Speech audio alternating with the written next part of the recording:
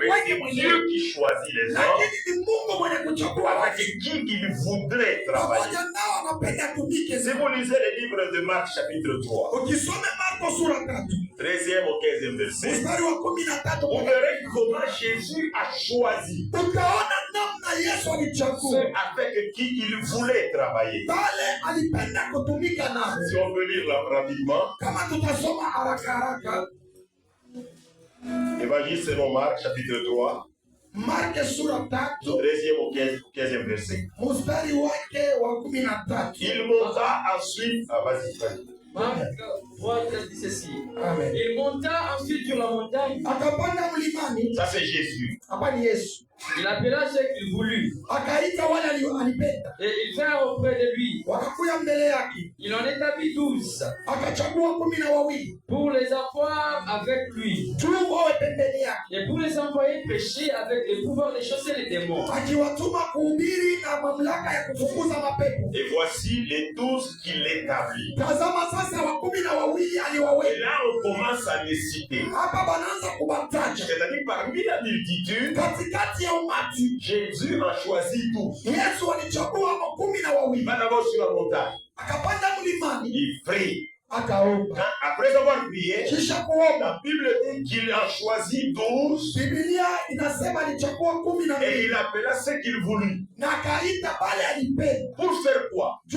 Premièrement, pour les avoir avec lui, qu'ils soient à ses côtés. Et deuxièmement, pour les envoyer prêcher la bonne nouvelle avec le pouvoir de chasser les démons. Alléluia. Amen. Dieu se choisit ses serviteurs, ceux avec qui il veut travailler. Là, nous parlons de la souveraineté de Dieu.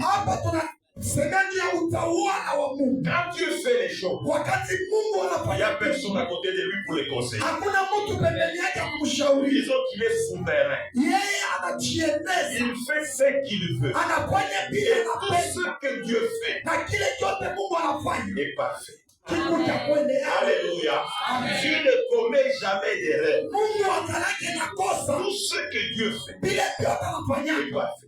Alléluia.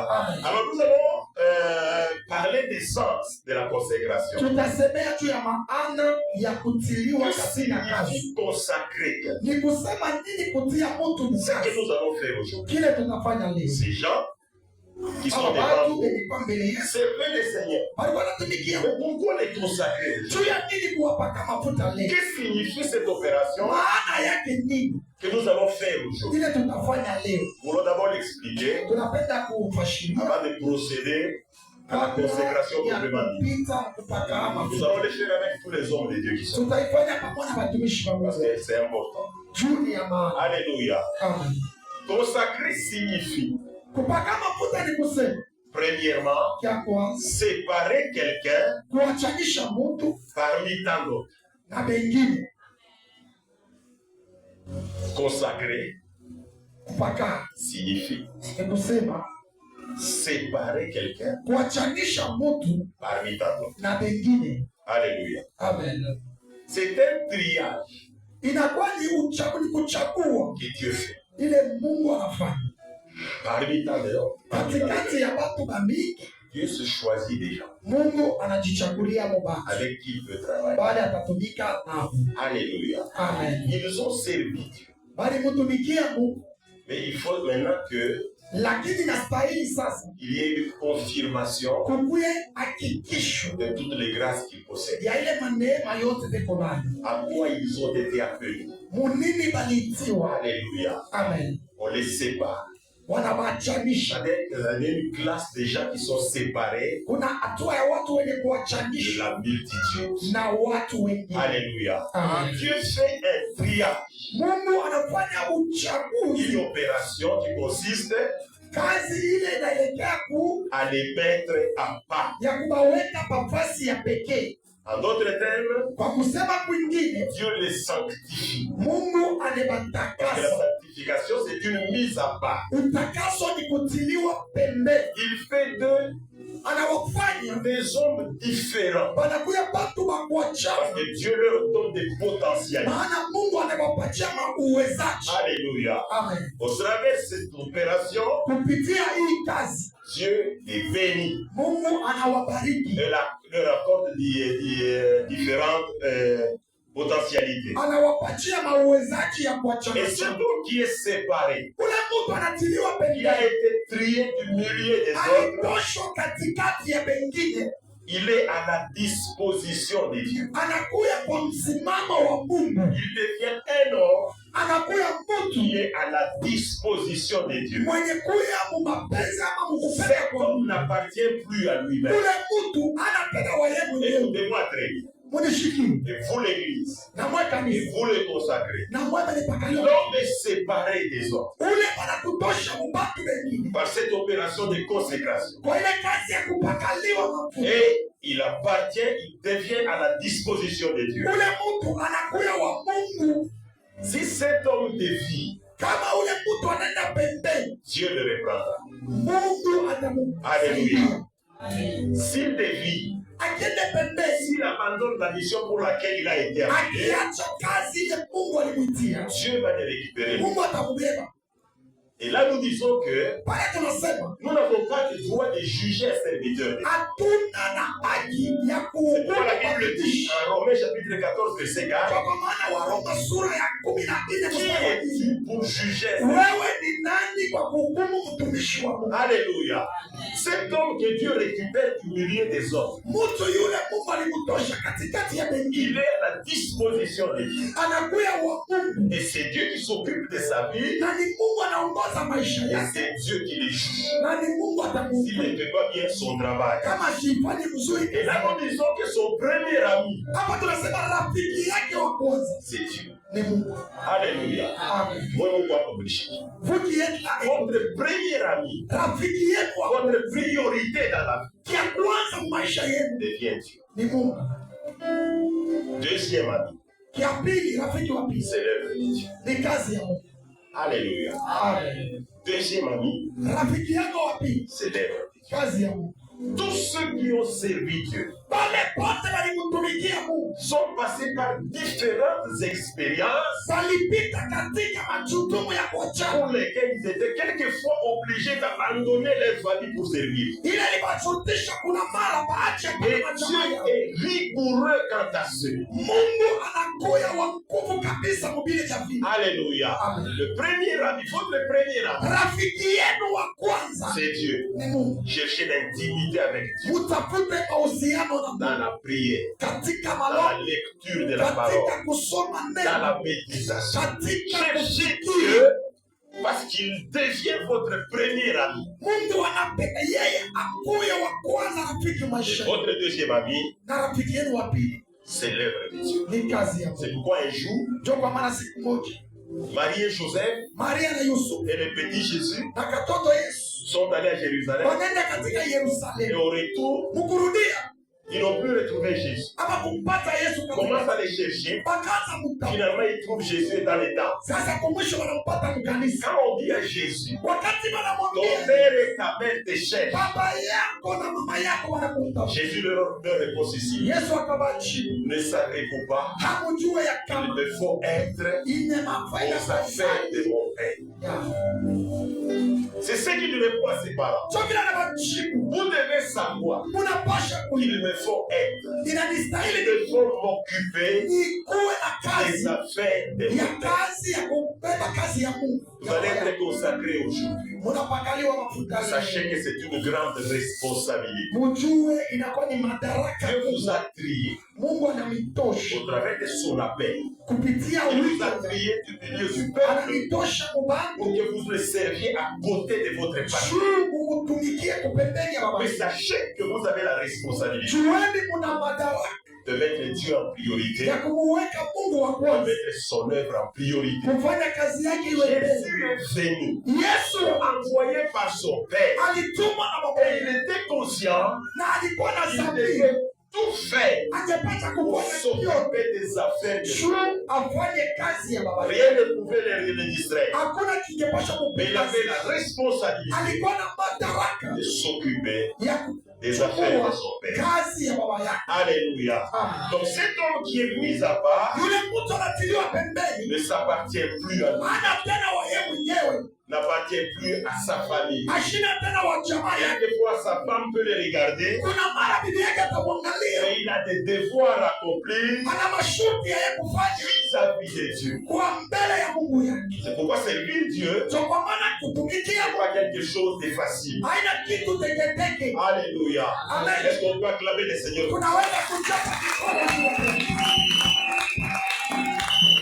Et puisque Dieu est saint, puisque Dieu vous a séparé, Dieu vous a sanctifié, vous devez être un modèle de sainteté pour le peuple qui est derrière. Vous devez être un modèle, un exemple pour les autres. Vous devez soigner votre image de serviteur en marchant dans la crainte de Dieu et en honorant celui qui vous a appelé. Alléluia. Amen. Donc la première opération concernant les sacres, nous appelons ça la sanctification ou la séparation. Dieu vous prend au milieu du peuple, il vous met à part pour son service. Vous avez des responsabilités en tant que parent. Et Dieu vous donne d'autres priorités. Et cela ne veut pas dire que vous devez négliger la famille. Vous devez plaire à Dieu. En ce qui concerne la mission qu'il vous a donnée, vous devez aussi plaire à Dieu en assumant vos responsabilités familiales ou parentales. C'est là où c'est compliqué. Plaire à Dieu en accomplissant sa mission. Plaire aussi à Dieu en tant que parent qui s'occupe de vos familles. La Bible dit que si quelqu'un ne prend pas soin des siens, principalement des saints de sa famille, il est pire qu'un infidèle. Et cet homme a renié la foi. Cette opération que nous allons faire aujourd'hui, plaisez à Dieu. Concernant son œuvre, vous devez aussi plaire à Dieu en vous occupant de vos familles. Si vous trouvez que c'est difficile, vous pouvez décliner la responsabilité. Alléluia. Séparer. Plaire à Dieu pour accomplir la volonté à Dieu. C'est pourquoi à un certain moment, quand Jésus a vu la coupe de la souffrance qu'il avait, il a dit, Père, s'il est possible que cette coupe puisse passer par mais non pas ma volonté, c'est ta volonté. C'est appelé accomplir la volonté pour le reste de votre vie. Si vous faites une erreur, Dieu vous jugera. Si vous travaillez bien, vous serez récompensé. Que Dieu vous bénisse. Est-ce qu'on peut acclamer la parole?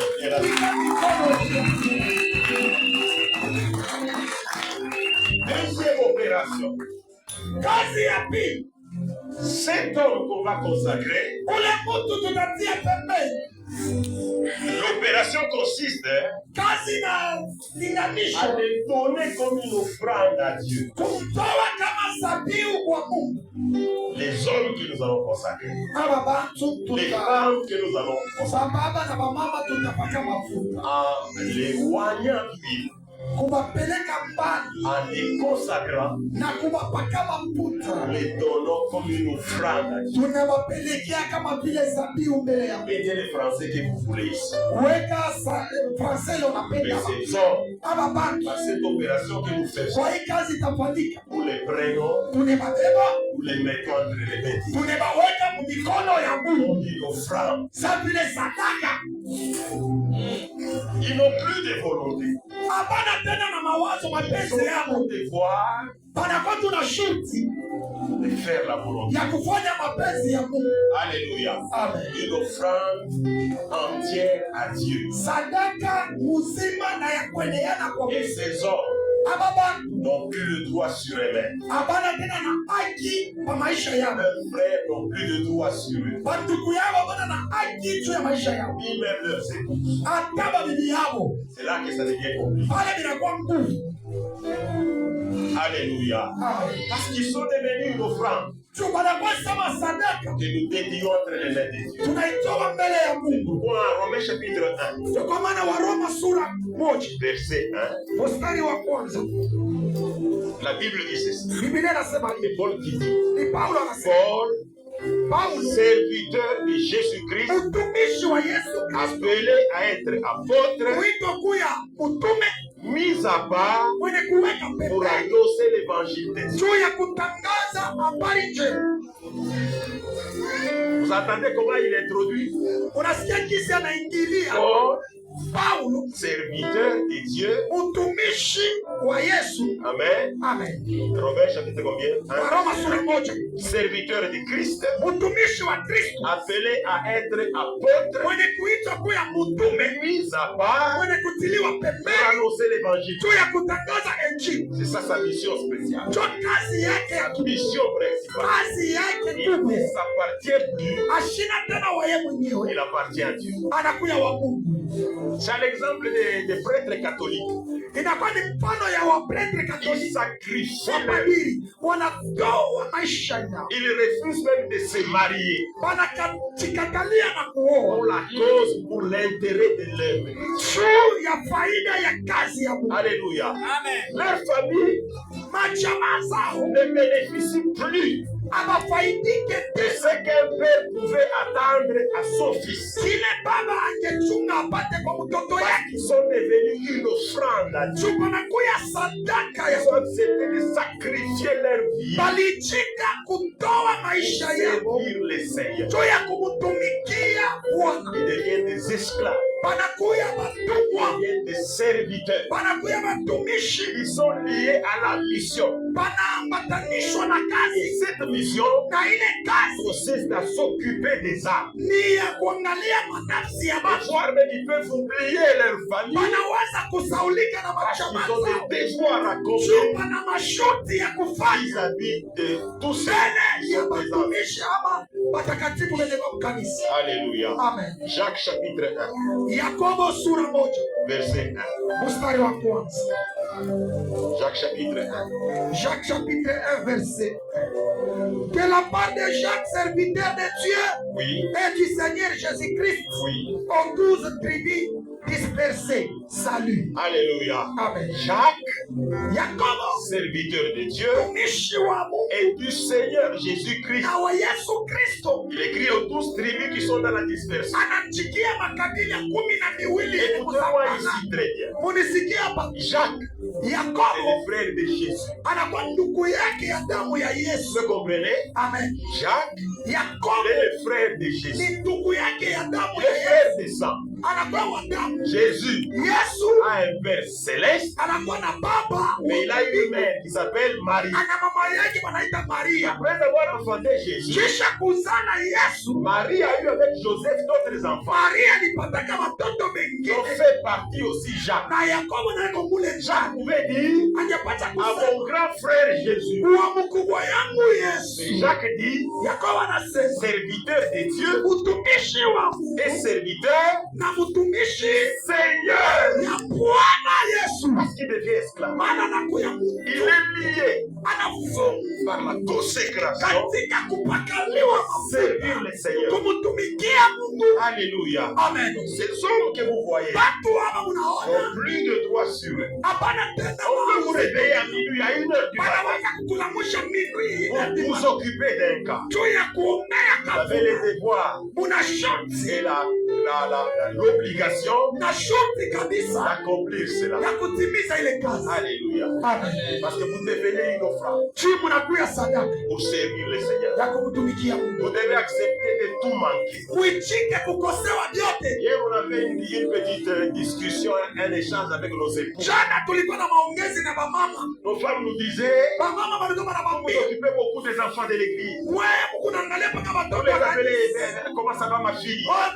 Dada yangu Quelquefois, pour les aider, vous leur donnez de l'argent. kuna mara munawapachana makuta. C'est une obligation. Ni shurti. C'est un devoir. Ni shurti. Alléluia. Amen. Nous avons des familles avec lesquelles nous devons nous occuper. Tuna machamaye tunapasha Mais nous avons aussi des âmes lakini tuna manafsi qui n'ont pas seulement besoin de prière. hapana na faida tu ya maombi. Ils ont besoin quelquefois Wako na faida d'un mapate soutien financier ou d'un pia kwa makuta moto moyoni pia Vous kiroho. êtes appelés quelquefois pour Unaitwa na Mungu unatosha. dépouiller, Unajitosha vyote pour aider quelqu'un. tu ya kusaidia Mungu. Ça, c'est votre mission. Ile ni kazi Ça, yetu. c'est de votre responsabilité. Ni shurti zenu. Alléluia. Amen. Que Dieu vous bénisse. Awabariki. Donc, vous ne vous appartenez plus. Hamuna tena mamwe wenyewe. Vous appartenez à Jésus. Unakuya ba Yesu. Et vous avez comme priorité Na vitu vyenu vya kwanza l'œuvre de Dieu. kazi ya Mungu. Troisième signification. Maana ya tatu. Ça, c'est bien. Dieu ne nous oblige pas seulement Mungu asitushurutishe tu à nous sacrifier. kujitoa. Et la troisième opération Kuna kazi ya tatu consiste à prendre cet homme qui sera consacré ni kumbeba ule mtu et atapakaliwa, le mettre sur la voie d'être honoré. kumuweka munjia ya Il y kuheshimika. a aussi de l'honneur à servir Dieu. Kuna heshima kwa Il n'y a pas que kumtumikia. la souffrance. Amen. Hamuna tu mpaka Nous mateso, souffrons beaucoup pour servir Dieu. tukunateswa sana Mais il y a mukaishi, aussi de l'honneur pour servir. na kuna heshima. Alléluia. Amen. Il y a de l'honneur Kuna heshima pour servir Dieu. kumtumikia Et Mungu. qui est celui qui nous honore? Nani ule anatuheshimisha? C'est Dieu qui nous honore. Ni Mungu wetu C'est anatuheshimisha. lui qui nous a appelés. Ni yeye alituita, C'est lui qui s'occupe de nous. ni yeye mwenye Et c'est kutuchukulia lui qui mizigo, nous honore. na ni yeye mwenye C'est pourquoi dans kutuheshimisha. Timothée chapitre 2, Toka mara Timotheo wa pili mstari wa sura verset 20, mstari wa dit que dans une maison, katika nyumba il n'y a pas seulement que des vases d'argile, amukalage mpaka vyombo vya il y ulongo, a aussi des vases d'honneur. munekalage na vyombo vya heshima. Lisons de Timothée Tusome Timotheo wa pili chapitre 2, sura yake ya pili verset 20. mstari wa 20. Alléluia. Timothée 2:20 dit ceci. Dans une grande maison, Dans une grande maison, Katika nyumba kubwa il n'y a pas seulement des vases d'or amukalage mpaka makopo ya dhahabu et d'argent, na ya pesa, mais il y en a aussi des bois et des terres. kunakalage vyombo vingine vya mbao na vya ulongo, Les uns sont des vases d'honneur vingine ni vya heshima, et les autres sont des vases d'usage. vingine ni vya kazi ya kawaida. Alléluia. Amen. Dans la maison, Kunyumba il y a des ustensiles, la vaisselle, munakwaka masahani qu'on utilise généralement. ile tunakuliaka mo kila siku, Il y a aussi cela qu'on a gardé. na masahani ile Les tunachungaka visiteurs des marques juu ya siku ya sont généralement rangés. mavisiteri babei. Ils sont généralement rangés. Mara nyingi tunaiwekaka mule On appelle ça mumakabati, comment? En français, on appelle ça comment? Dans les vitrines. mumakabati. Alléluia. Amen. Ça embellit la maison, Inatengeneza nyumba, mais ça sert lakini kazi quand il yayo y a un visiteur des marques. ni itatumika wakati tunapata mtu heshima. La consécration Kupakaliwa mafuta fait de vous des vases d'honneur inanifanya mukuye dans vyombo vya la heshima maison de Dieu. katika nyumba ya Alléluia. Mungu. Est-ce que vous pouvez acclamer pour vous-même? Pika mikono juu ya wewe. Amen. Lisons 1 Timothée chapitre 5 verset 17. Timotheo wa kwanza sura 5 1 Timothée chapitre 5. 1 Timothée 5:17. 1 Timothée 5, 17 dit ceci. Écoutez ce que dit la parole de Dieu.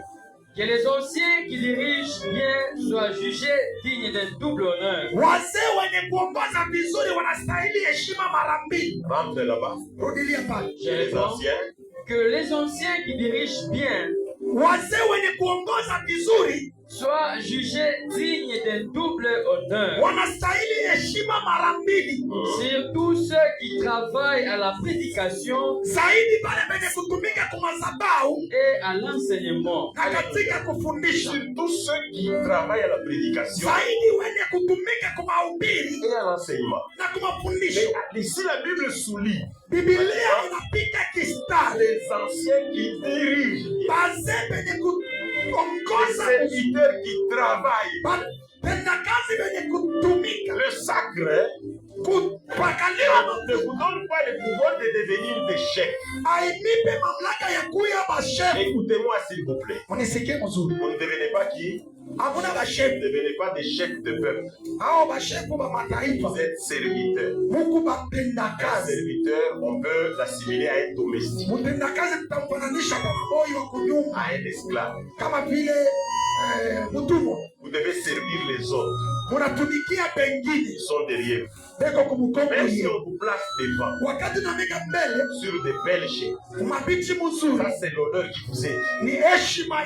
Dieu vous honore au travers des sacs. Mais en vous-même, dites-vous que vous n'êtes pas des chefs. Vous servez Dieu. Vous servez aussi les hommes. Vous servez l'Église. Alléluia. Mais Dieu qui vous a appelé ne vous utilise pas seulement comme des esclaves, mais il vous donne aussi de l'honneur. Cet honneur-là, vous ne devez pas l'imposer. Toi, tu ne sais pas que je suis ancien. Tu ne sais pas que je suis serviteur. Non, la Bible dit que ceux qui dirigent, ceux qui vont bien travailler, vont être sujets d'un double honneur de la part de celui qui vous a appelé. Dieu va vous faire respecter par le travail que vous faites. Alléluia. Donc ne vous imposez pas. Ne vous imposez pas. Votre manière de travailler, Dieu va vous honorer. Jean chapitre 12 verset 26 dit: c'est lui qui me sert. Mon Père fera quoi? Mon Père va l'honorer. Là où je suis, là sera mon serviteur. L'honneur que vous avez, c'est la gloire de Dieu qui vous accompagnera partout. Vous réussirez dans ce que vous ferez. Le succès vous accompagnera. La vie sera avec vous. Parce que vous êtes un sujet d'honneur et la part de Dieu. Car là où Jésus sera, là vous serez aussi. Si Jésus est acclamé, vous serez aussi acclamé. Si Jésus est célébré, vous serez aussi célébré. Parce que là où il sera, là vous serez sujet d'un double honneur de la part de Dieu. Alléluia. Que Dieu vous bénisse. Ça c'est très important. Lévitique chapitre 21 verset 10. Lévitique 21 dit ceci. Donnez-moi encore 15 minutes, je vais terminer. Les sacrificateurs qui ont la supériorité.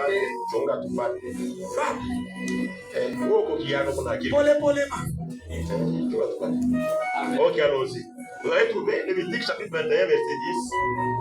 Oui, vas-y. Lévitique 21 dit ceci. Le sacrificateur qui a la supériorité sur ses frères. Vous avez compris?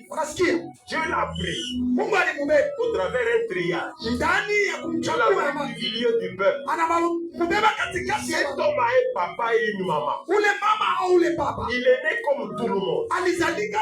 Mais Dieu l'a choisi. Il l'a pris du milieu du peuple et Dieu l'a consacré. Écoutez maintenant ce que dit la parole. Le sacrificateur qui a la supériorité sur ses frères, sur la tête duquel a été répandue l'huile d'onction et qui a été consacré et revêtu de vêtements sacrés, et ne couvrira point sa tête et ne déchirera point ses vêtements.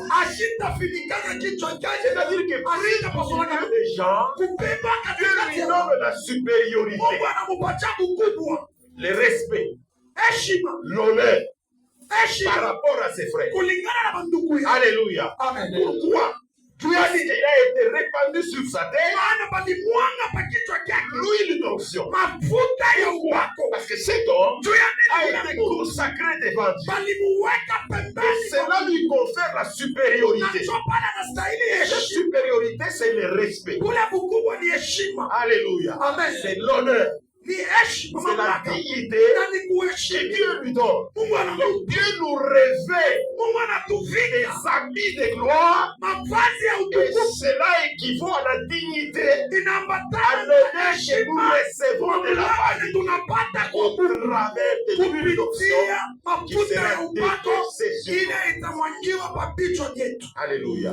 C'est pourquoi ne méprisez pas l'huile. Ne méprisez pas la consécration.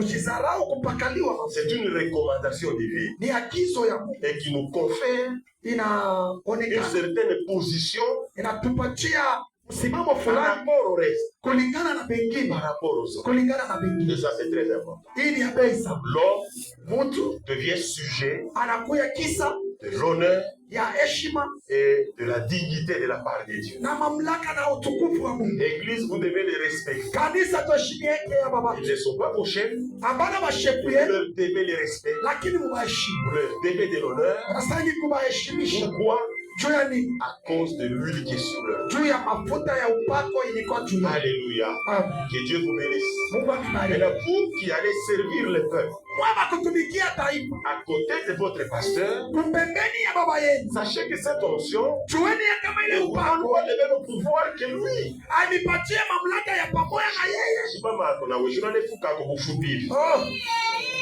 Même s'il est court de taille, il est votre père.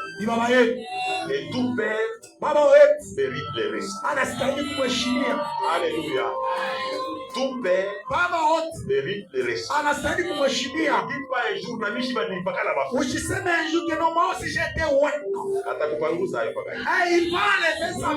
pas moi qui va boire. C'est lui. Vous vous rappellerez de Moïse, à un certain moment, Dieu lui dit, je mets tes anciens à côté de toi, je prendrai de ton esprit, je vais le mettre sur les 70 anciens. L'esprit est sorti de Moïse et a ouvert tous les 70. Alléluia. Donc vous travaillerez pour le peuple, sous l'onction du fait. Vous devez les respecter. Ne dites jamais du mal de vous. Vous vous rappellerez de Moïse et d'Aaron. Myriam. Aaron, il est grand frère de Moïse. Baba Moya, Mama Moya. Myriam est la grande sœur de Moïse. Baba Moya, Mama Moya. Aaron est souverain sacrificateur. Celui qui est au service de Dieu dans les sacerdoces pour le bonheur du peuple. Myriam est prophétesse reconnue. Mais Moïse est appelé de manière particulière pour diriger tout le peuple. Mais Aaron et Myriam commencent à me dire contre Moïse. Seulement lui qui parle avec Dieu. C'est seulement lui qui se parle avec Dieu. Est-ce que Dieu ne nous parle pas? Ce petit geste, Dieu l'a frappé. Parce qu'il disait du mal contre lui. Ne dites pas du mal. Ne dites jamais du mal. Il coûtera. Alléluia. Donc vous devez du respect à cet homme. Parce qu'il est votre père. La manière qu'il vous présente en tant que ses pères, à vous aussi, il est votre père. Et d'ailleurs, au travers de ces opérations, il devait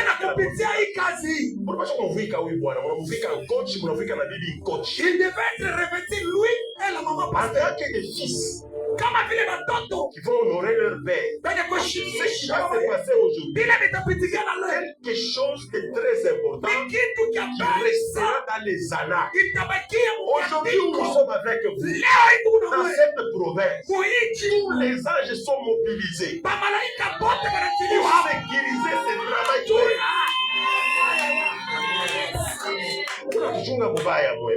Vous voyez que nos défauts, Vous voyez que le mal que nous faisons, le bien que nous vous faisons, vous n'en parlez jamais.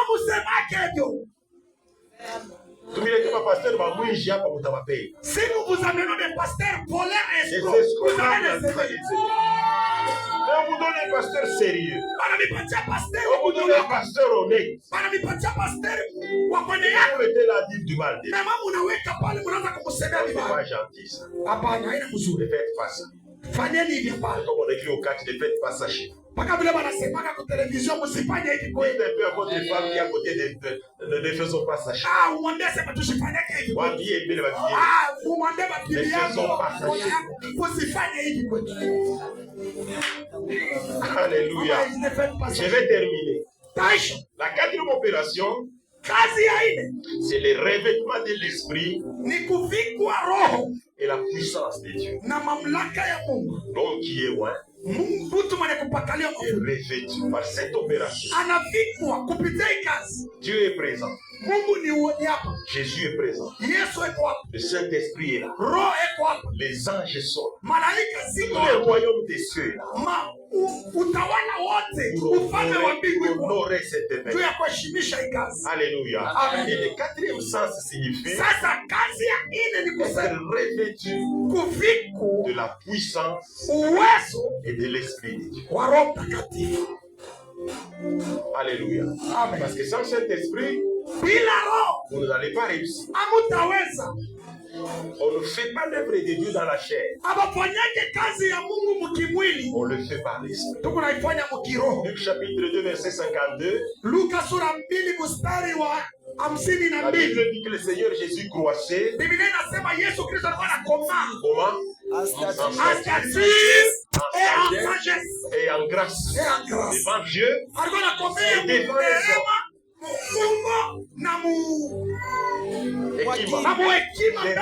Seigneur Jésus-Christ croissait en sagesse, statut et en grâce. La grâce, c'est la faveur. Mes chers frères, recherchez la faveur. Soyez efficaces. Parce que l'onction d'huile fait des pouvoirs d'être sage, de devenir puissant, de réussir dans tout ce que vous faites. Et l'Église doit sentir qu'avant la consécration, après la consécration, les choses ont changé.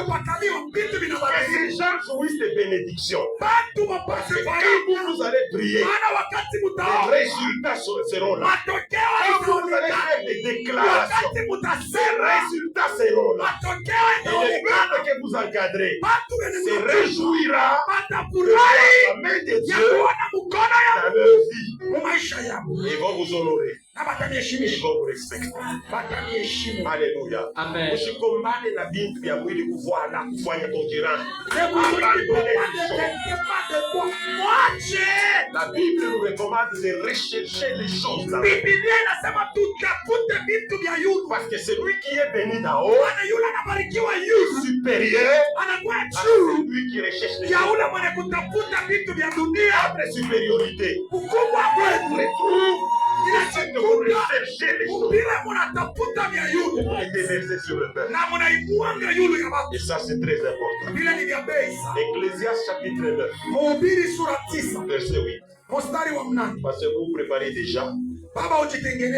Tous les pasteurs là. Ecclésiaste chapitre 9, verset 8. Vous y êtes? Vous y êtes? Est-ce qu'on peut lire ensemble? Ecclésiaste chapitre 9, verset 8. Vous y êtes? Amen. On peut y aller?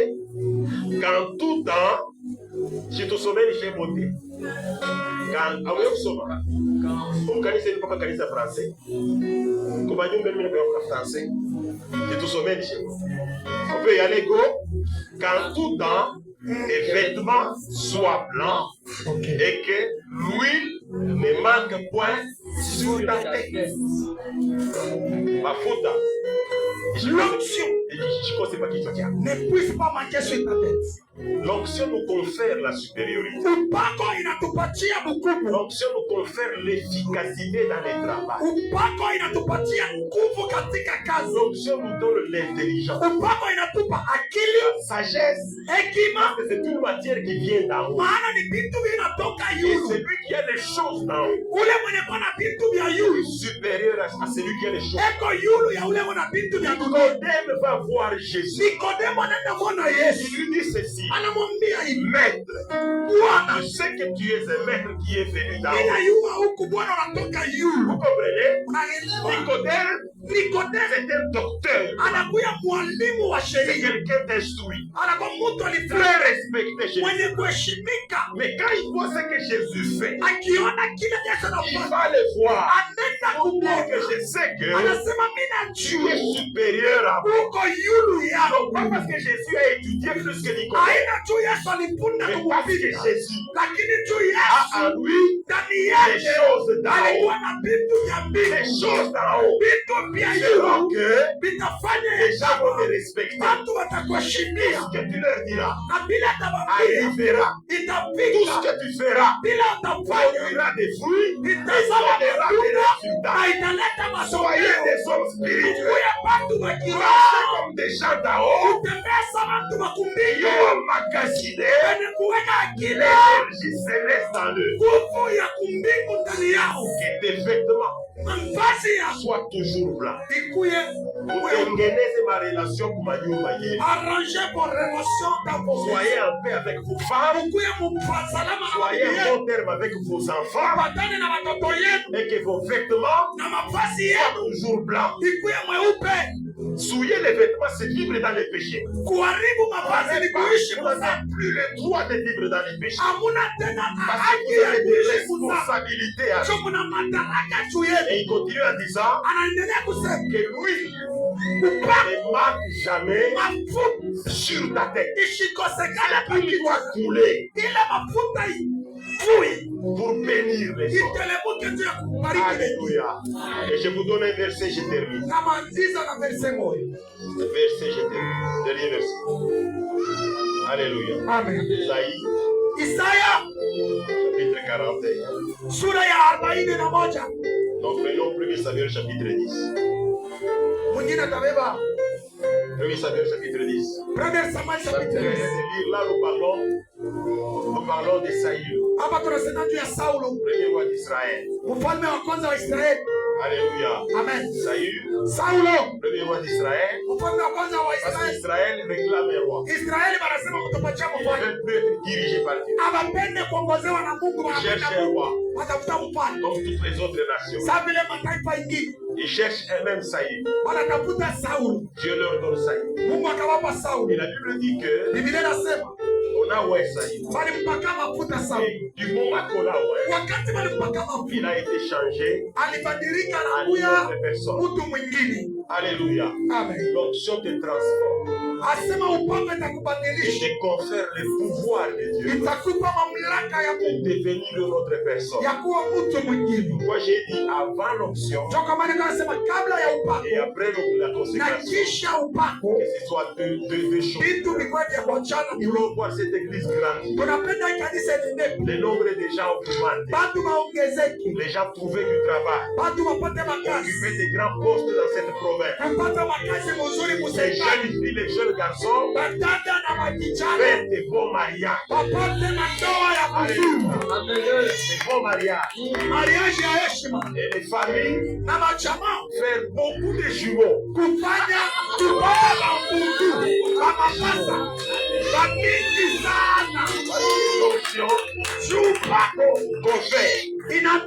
pouvoir, que Dieu vous bénisse. Bénisse sa parole. Avant de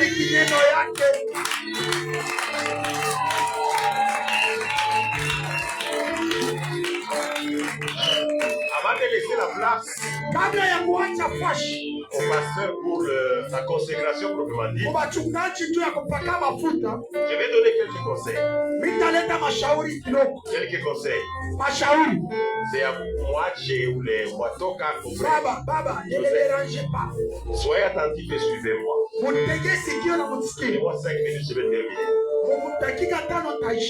Le premier conseil que je vous donne. Aujourd'hui, nous allons vous consacrer. Le premier conseil que je vous donne. Vous devez savoir écouter Dieu. Et écouter votre responsable hiérarchique.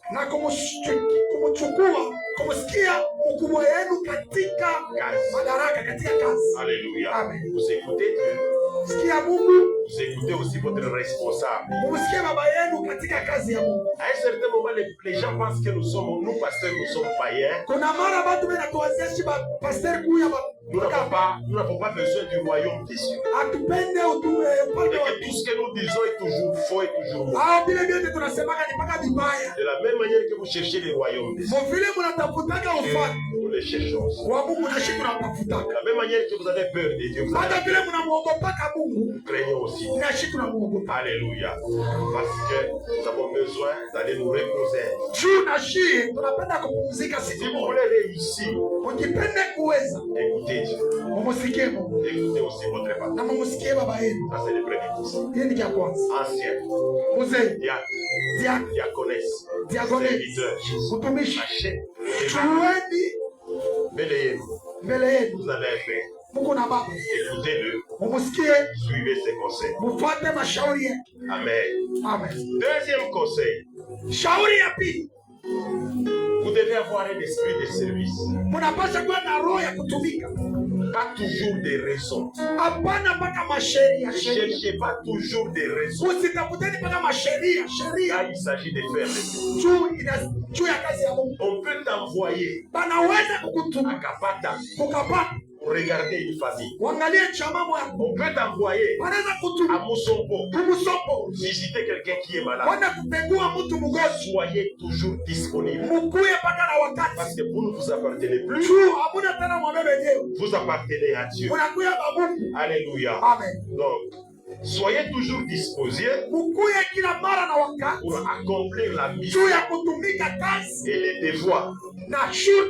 Alléluia. Amen. Parce que Dieu vous a appelé pour être à son service. La troisième conseil, c'est que vous devez être déterminé et avoir la volonté de bien faire. Faites bien le travail. Ne faites pas un travail à moitié. Ne faites pas un mauvais travail. Soyez excellent. Parce que Dieu vous a conféré le pouvoir et les capacités d'accomplir le travail. Alléluia. Amen. Quatrième conseil. Vous devez avoir de l'audace. Parce que ce n'est pas un travail facile. La détermination. L'audace. La fermeté en face du défi ou du péril. Faites ce que la parole de Dieu vous recommande de faire. N'ayez pas peur.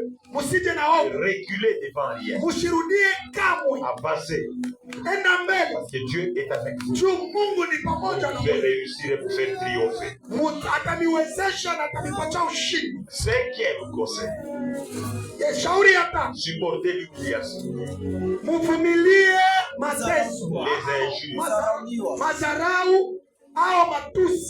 Les gens peuvent faire des bêtises devant vous. Ils peuvent vous critiquer. Sachez seulement que l'œuvre de Dieu ne se fait pas dans la facilité.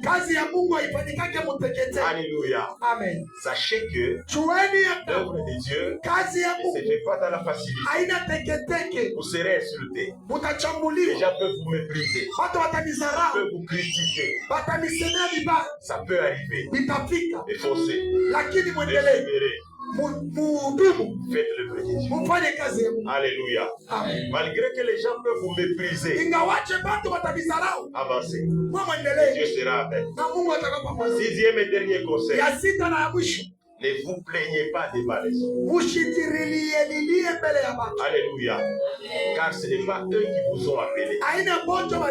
C'est lui qui vous a appelé. S'occupera de vous. Va vous pétir. Va vous donner à manger. Dans l'honneur, il y a tous ces choses. Vous savez, les souverains sacrificateurs, bien les Lévites, étaient très bien habillés. Lisez la Bible. Voyez les genres d'habits que Dieu recommandait à donner aux sacrificateurs. Il était bien s'habiller pour que même les rois les respectent. C'est Dieu qui a habillé ces gens. Il vous habillera aussi. Il s'occupera de vos familles. Alléluia. Parce que dans l'œuvre de Dieu, il n'y a pas seulement des sacrifices. Il y a aussi l'honneur. Il y a aussi la récompense. Et on était en train de regarder un album ici. J'ai regardé ma femme. Elle n'est pas reconnue.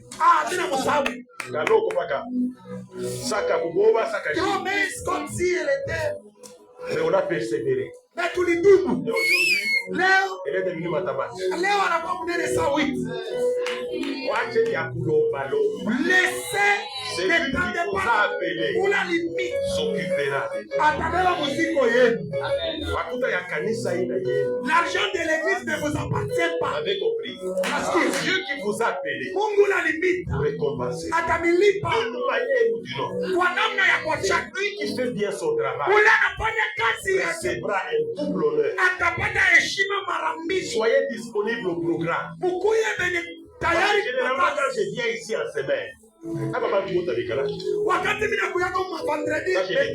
tous ces gens ne sont pas ici. Quelquefois, je viens en semaine donner des enseignements. Il y en a qui n'apparaissent que les dimanches. Pourquoi? Vous êtes organisez-vous. Ces gens-là, Anna vous servir. Ils ont besoin de votre présence. Soyez disponibles. Vous ne vous appartenez plus. Et à cause de ça, pour le sacrifice que vous aurez à faire, vous serez récompensé. Et Dieu va vous honorer. Dieu vous bénisse. Maintenant, j'appelle le pasteur.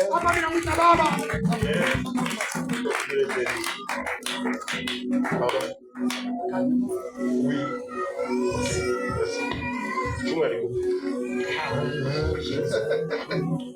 Voilà. Je vais t'honorer.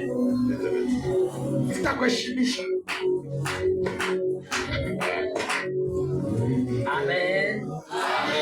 Natamani nilete tushauri zaidi ibali batakuwa kusakre. Bwana tubariki sana. Ni kitu kizuri, kitu kinashidia vitu vyote. Kwa tuongeze tu mashauri. Amen. Amen. Amen. Na tutaenda kwanza kusoma kitabu. Parce que tunapenda tusaidiane kabisa ndani ya Jean 13.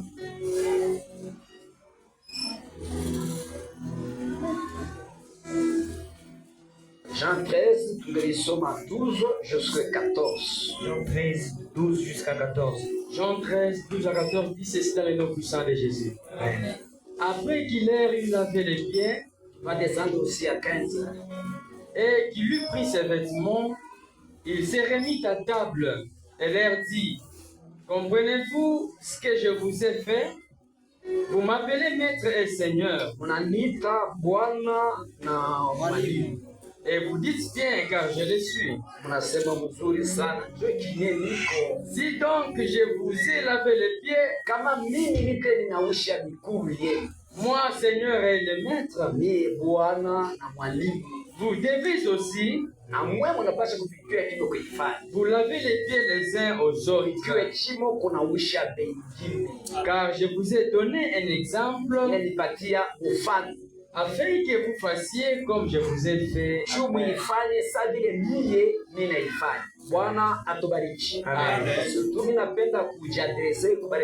J'aimerais m'adresser à ceux qui sont consacrés. Nécessairement, c'est une des grâces. ne sont pas extraordinaires. C'est une des grâces venant de l'Éternel. Cette occasion d'être consacré.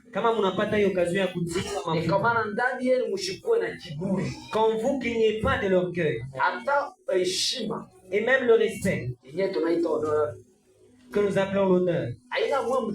Ce n'est pas vous qui allez vous honorer, mais c'est celui qui vous a choisi, qui va faire de vous des personnes honorées. Jamais d'habitude de vous mettre au-dessus des gens. Msikuwe na l'habitude de te mettre yule ya pengine.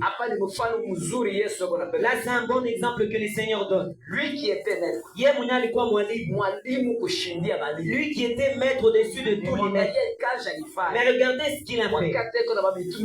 Lorsqu'il est ensemble avec les disciples, il prend l'habit qui était sous ses reins, il met dans l'eau et il commence à appeler les disciples afin de les laver. Pierre lui dit, ce n'est pas toi qui dois nous laver. Où est-ce qu'il est lavé? Il est lavé aux pieds. Tu sais, les pieds dans le temps, mwile wakati Joe parti ilikuwa ya mwenye alikuwa mtumwa, un esclave wa chini alianza kufanya ile kazi. C'était le travail qui était réservé à un esclave. Mais angalia niveau ya Yesu. Mais regarde le niveau de Jésus. Anashuka. Il s'est rabaissé. Wakati anamuita Pierre anaanza. Lorsqu'il appelle Pierre commence à dire des choses. Anasema ina wewe utaina. Il dit, ce n'est pas toi qui dois la laver. Connaissance ya kazi alikuwa anafanya. Car Pierre avait la connaissance du travail qu'il faisait. Ile Kristo alikuwa anafanya. Le travail que Christ faisait. C'est pourquoi il dit, tu ne vas pas me laver les pieds. Car il s'est vraiment rabaissé. Et il a même dit ceci. Si je ne t'ai pas lavé, car Pierre était en train de refuser. Si je ne te lave pas les pieds, tu ne seras pas avec moi. C'est pourquoi Pierre a compris cela. Il faut que je sois du côté de Christ. Alors je c'est pourquoi il a accepté que Jésus les lave les pieds. Ce qui me plaît, c'est que Jésus dit les signes que je fais. Et vous aussi continuez à le faire. Amen. Vous n'êtes pas des patrons. Vous êtes des esclaves. Qui dit serviteur, c'est un très bon mot que nous disons serviteur, un mot là. Mais l'honneur viendra si toi tu vas travailler pour Dieu en dessous des autres. Amen. Je sais que papa a dit tellement de choses. Plusieurs choses. Amen. C'est très important. Nous devons nous rabaisser pour que au niveau de laver les pieds de ceux qui sont avec nous. Nous ne sommes pas des patrons. Amen. Plusieurs pensent que lorsqu'on est consacré, c'est comme s'il devient au-dessus des autres. Non, non. Et l'honneur, on ne la cherche pas. Les gens vont t'honorer si toi-même tu sais t'honorer. Amen. C'est très capital, très important. Nous dirigeons les églises. Moi j'ai toujours dit, j'ai même posé au pasteur hier. La plupart des anciens que j'ai choisis, mais ceux dont j'ai choisi sont même morts. Ils n'ont posé aucun acte mauvais contre moi. Amen. Tu sais, un ancien qui meurt et sa femme aussi meurt, qui dit les deux aussi travaillent, mais ils ont pris leur dîme. La femme a donné la capitale de l'homme pour me donner à moi, avant que le mari ne meure, car il est déjà mort. Il dit à ses frères et sœurs, ma dîme, même si je mourrais, vous devez donner. Ils ont donné ça. Par il est. Amen. Moi, je suis la 37e communauté. Je suis comme 37e communauté. J'aimerais vous aider. Un ancien. Musée, dans notre communauté. Je n'ai pas dit de sortir dans cette communauté. Amen. Mais l'ancien qui fait 3 mois sans donner la dîme, nous le mettons dehors. Nous devons être des modèles. Il n'a pas à toi une fan. Amen. Amen. Tusome comme kitabu kia 1 Timothée. Nous lisons dans 1 Timothée. 1 Timothée 3. Chapitre 3.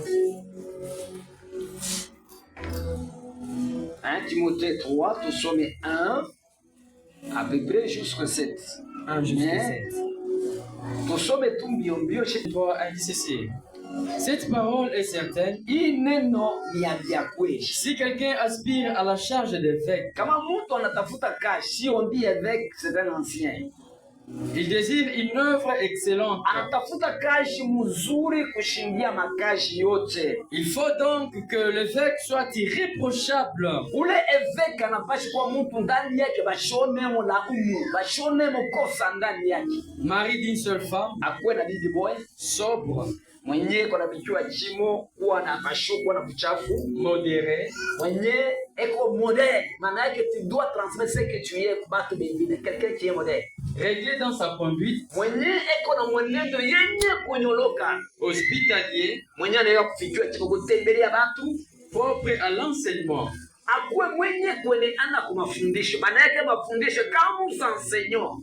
Ce n'est pas tout seulement j'enseigne les autres, moi je marche contrairement de ce que j'enseigne, mais n'a pas chaque kutembea pas comme vile niko nafundisha. Tu dois être un modèle. Amen. Il faut qu'il ne soit ni adonné au vin, Ana mtu mlevi leo tuko na bazee balevi.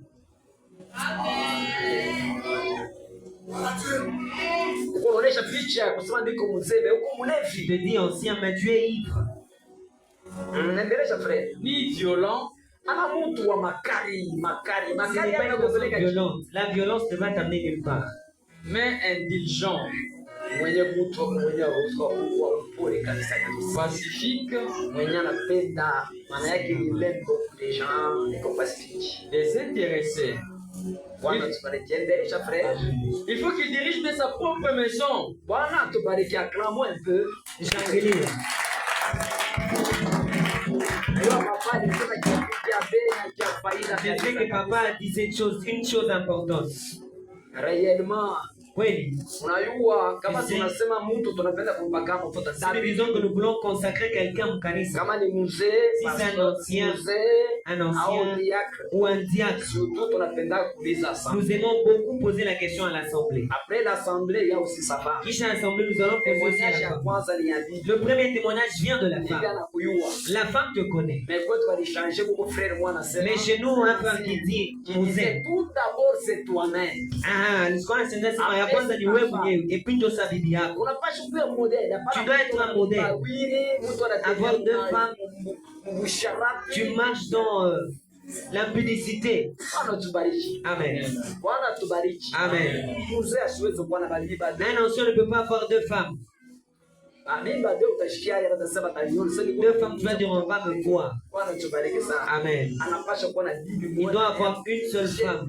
Et puis bien diriger sa maison. Unajua, je fais quelque chose chez nous. Nilifanya kitu kimoja kwetu. Nilikuwa na mloko yangu mmoja ni mzee wa. J'avais un petit frère, c'est un ancien. Alikuwa na watoto wanamke, mtoto wake mwanamke wanampatia. Il avait des jeunes filles et une de ses filles a été enceinte. Nilimshimamisha fonction ya kufanya kazi. Je lui ai arrêté dans le travail de l'ancienne. Tuko ma sanction ile kwa chama. Je lui ai donné une sanction car dans notre église il y a des sanctions. Alipashi kuwa modèle visa ile kwanza ya nyumba. Il devait être un modèle d'abord dans sa maison. Bwana tubariki. Amen. C'est pourquoi Ndio kwa maana wewe unaitwa mzee. toi qui es appelé ancien, Uko bien uko na suivi na nyumba ya. c'est mieux que tu aies le suivi de ta maison. Ushukue vitu vya uchafu Qu'il n'y ait pas des choses sales qui vont abîmer la réputation. Bwana tubariki, endelesha frère. Continue frère. Il faut qu'il dirige bien sa propre maison Dirige mzuri nyumba yake. et qu'il tienne ses enfants dans la soumission.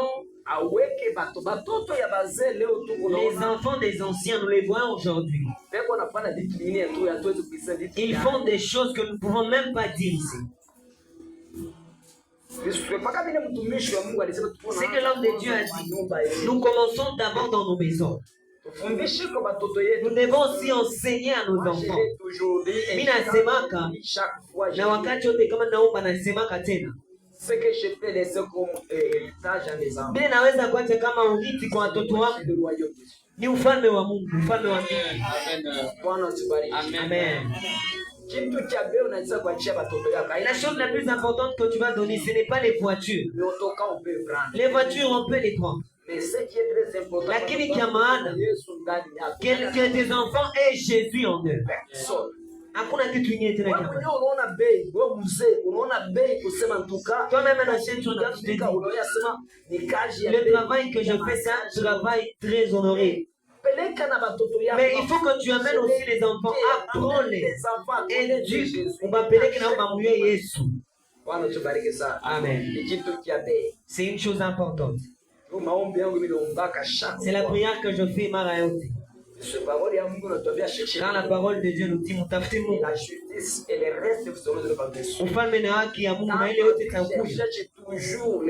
Si tunatafuta ufalme wa Mungu kwanza. Si je prie, même si tu dis, je me rappelle, ulinipatia kazi kubwa kufanya eglise ya Shota. C'est ça la prière que je fais.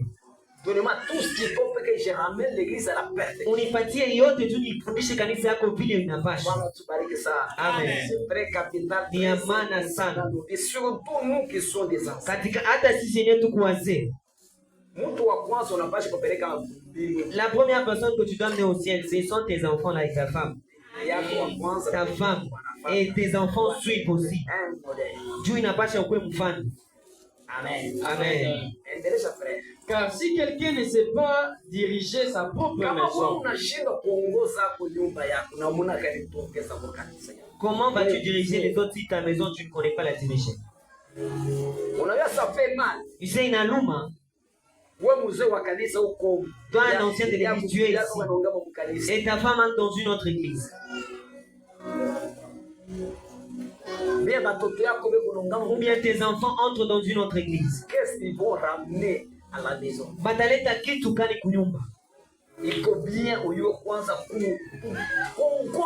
C'est bien que tu saches d'abord diriger ta propre maison. Les premiers que tu dois amener au ciel, ce n'est pas ceux qui sont derrière, mais d'abord ta famille. Amen. Amen. Je voulais seulement vous conseiller. Si on nous a choisis, qu'il n'y ait rien qu'on va nous reprocher en nous. Amen.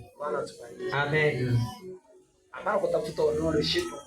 Ne cherche pas que nous nous t'honorions. De la manière dont tu vas te diriger. Amen. C'est une bonne chose qui dépasse même plusieurs choses dans la marche. Je cherche le travail d'évêque, les charges pour servir Dieu. Tu cherches un ancien, c'est un bon travail. Lakini usitafute kwa kuheshimiwa. Ujizimishe. Ce sont les gens qui vont dire kweli kwa mtumishi wa Mungu. Amen. Si nous vous donnons ces conseils, une fois que tu as été choisi, wakati tu banakuchagua, Papa alisema, ne te mets pas au-dessus de celui qui est au-dessus de toi. Nous devons nous humilier davantage. Reconnaître ce qu'il est. Mungu anaweza kupatia don ya guérison na